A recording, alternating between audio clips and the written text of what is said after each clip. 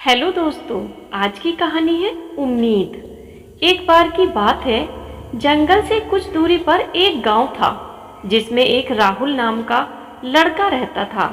राहुल को भगवान पर बहुत विश्वास था और वह बहुत आशावादी भी था, पर उसकी जिंदगी में कुछ भी अच्छा नहीं चल रहा था। वह जंगल से लकड़ियों को काटकर शहर में बेचने जाता, जिसमें उसको मुनाफा बहुत कम होता था। पर उसे यह उम्मीद थी, एक दिन उसके जीवन की सारी मुश्किलें ठीक हो जाएंगी।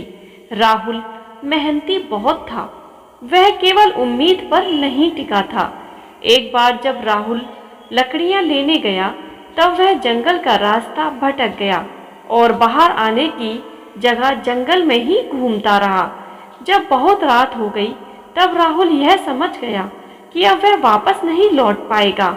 उसने खाने का इंतजाम तो कर लिया, पर पानी का कुछ नहीं हो पाया। राहुल जंगल में लगे फल खाने के बाद पानी की तलाश में निकल गया।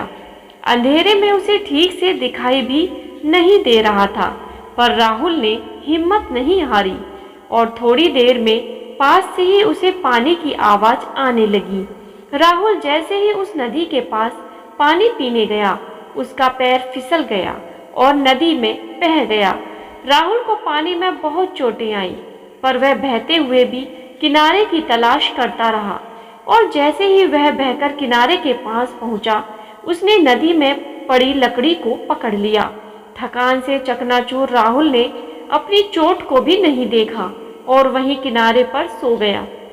जब सुबह राहुल की नींद खुली, तो इतने घने जंगल में वह आ गया था जहां से उसको आसमान भी नहीं दिखाई दे रहा था। एक तरफ टूटे पैर का दर्द और दूसरी तरफ घर जाने की उम्मीद। राहुल को कुछ समझ नहीं आ रहा था। उसको बस अपनी बेटी की याद आ रही थी, जिसको वो बाजार से जलेबी लाने का वादा करके घर से निकला था। राहुल ने फिर एक बार हिम्मत दिखाई और टूटे हुए पैर को लकड़ी से बांधा और नदी के किनारे चलने का फैसला किया। राहुल को चलने में बहुत दर्द हो रहा था, पर जान बचाने के लिए और परिवार से वापस मिलने के लिए उसे हिम्मत करनी थी। जंगल के कठिन रास्तों पर टूटे पैर के साथ नदी किनारे जब राहुल बहुत दूर तक पहुंच गया, तब उसने देखा सामने एक बहुत बड़ा झरना है और आगे कोई रास्ता नहीं है। चलते चलते राहुल को शाम हो गई थी और वह थक भी गया था, पर आगे उसे उम्मीद टूट रही थी। वह एक घोर निराशा में जा पहुंचा था।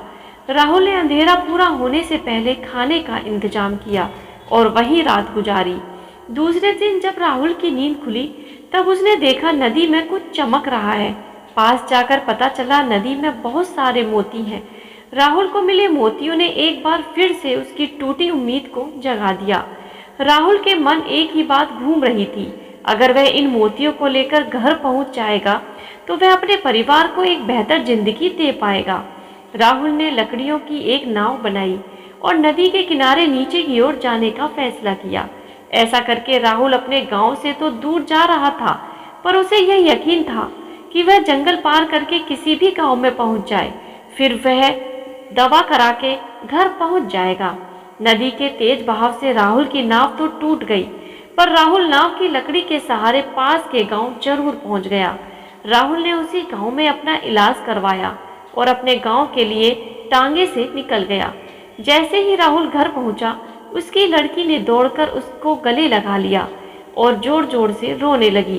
राहुल की लड़की 2 दिन से उसके लिए रो रही थी और उसकी माँ उसे यह कहकर समझा रही थी, उसके पापा को बड़ा काम मिल गया होगा, इसलिए वक्त लग रहा है।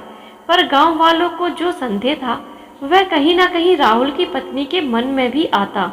कहीं राहुल को किसी जानवर ने तो नहीं खा लिया और ना जाने क्या क्या। पर एक उम्मीद थी जो राहुल को जंगल से बाहर निकाल लाई और उसकी बेटी का सहारा बनी। इस घटना ने राहुल की जिंदगी पूरी तरह से बदल दी थी। उसको वह सब मिला जिसका वह हकदार था। शिक्षा। इस कहानी से हमें यह शिक्षा मिलती है कि हमें मुश्किल घड़ी में अपना संयम और उम्मीद बिल्कुल नहीं छोड़नी चाहिए। जब भी हमारे जीवन में मुसीबत आती, तो वह साथ में हमारा अच्छा वक्त भी लेकर आती है। अगर राहुल के जीवन में यह मुसीबत नहीं आती, तो वह कभी इतना बड़ा आदमी नहीं बनता, और अगर वह मुसीबत में हिम्मत और उम्मीद हार जाता तो जंगल से ही नहीं निकल पाता। दोस्तों, आशा करती हूँ यह उम्मीद की कहानी आपको पसंद आई होगी, तो प्लीज़ कहानी को लाइक कीजिए और अगर आप चैनल पर नए हैं तो चैनल को सब्सक्राइब करना ना भूलें। धन्यवाद।